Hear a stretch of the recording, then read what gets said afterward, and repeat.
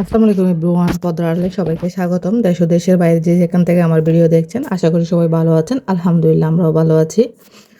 তো আজকে সকালে ব্রেকফাস্ট করে সব গুছিয়ে মেয়েকে নিয়ে পরীক্ষার সেন্টারের জন্য বের হয়ে গেছি। এখন চলেও যাচ্ছি সেন্টারে। আসলে আর্লি বের হয়েছি, তবু গাড়ি একদম রাস্তার মধ্যে কোনো গাড়ি পাওয়া যাচ্ছে না। সব গাড়ি ভর্তি, একদম পরীক্ষার্থী সবখানে যাওয়া আসা করতেছে। প্রায় আধা ঘন্টা পরে গাড়ি পেয়ে গেছি। এখন পরীক্ষার হলে পৌঁছেও গেছি। সব গার্ডিয়ানদের উপস্থিতি দেখা যাচ্ছে। সবাই শুধু সন্তানদের জন্য দোয়া করতেছে যেন সহি সালামতে পরীক্ষা দিয়ে বের হয়ে আসে। তো সব সব স্টুডেন্টদের জন্য দোয়া রইল যেন সবাই ভালো মতো পরীক্ষা দিয়ে বের হয়ে আসতে পারে। এটা হচ্ছে তারপর দিন সকালের ব্লগ। গতকালকে 2 দিনে মিলে একটা ভিডিও বানিয়েছি।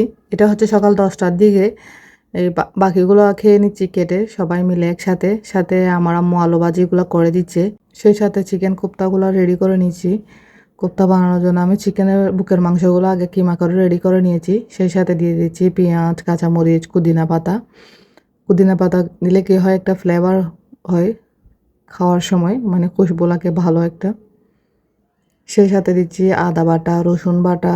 এই কোপ্তাটা না আমার বাসায় অনেক ভালো চলে। বাচ্চারা যখন কোনো কিছু খেতে ইচ্ছে করে না, আমি ঝটফটভাবে কোপ্তা বানিয়ে নিই চিকেনকে।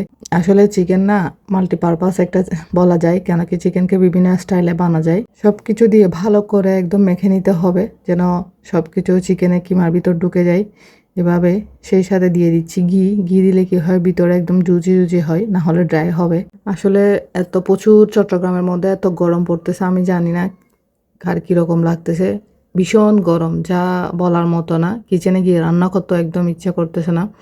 সেই সাথে গরমের কারণে শুধু ঘুম আসতেছে সবার বাসায়। কিমা রেডি করে কোপ্তাগুলো বানিয়ে নিয়েছি গুল গুল করে।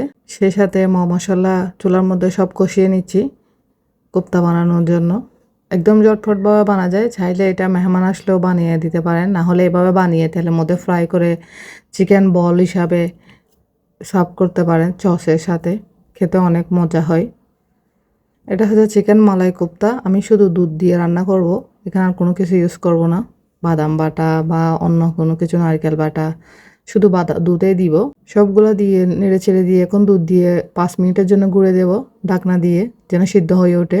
আসলে গরমের দিনে কোনো কিছু খেতে ইচ্ছে করে না, খাবারের স্বাদটা কেমন জানি বদলে যায়। দেখেন মাশাআল্লাহ আমার কোপ্তা একদম রেডি হয়ে গেছে। সে সাথে আমি 1 চামচ চিনি দিয়ে দিচ্ছি যেন রেস্টুরেন্টের টেস্টটা পাওয়া যায়, খেতে অনেক মজা হয়। সে সাথে দুপুরের খাবার অনেক কিছু রান্না করেছে, ডাল, আলু ভাজি। আসলে সব কিছু তো দেখানো হয়নি, অফ ক্যামেরায় অনেক কিছু রান্না করে নিয়েছি এবং কোপ্তাও রেডি হয়ে গেছে। সে সাথে দুপুরের খাবারগুলো আমি টেবিলে নিয়ে নিয়েছি।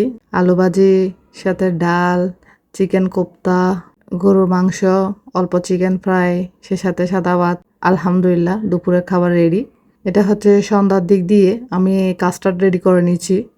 আসলে অনেক দিন ধরে ইচ্ছে করতেছে কাস্টার্ড খেতে, বাট আলসেমির কারণে বানানো হচ্ছে না। বাচ্চারাও অনেক পছন্দ করে খেতে। এখন আমি সার্ভিং ডিশে নিয়ে নিয়েছি ফ্রিজে রেখে দেওয়ার জন্য ঠান্ডা করে। তারপর বিভিন্ন ধরনের ফ্রুট যা আছে বাসায় ওগুলো কেটে কেটে ঢেলে দেবো।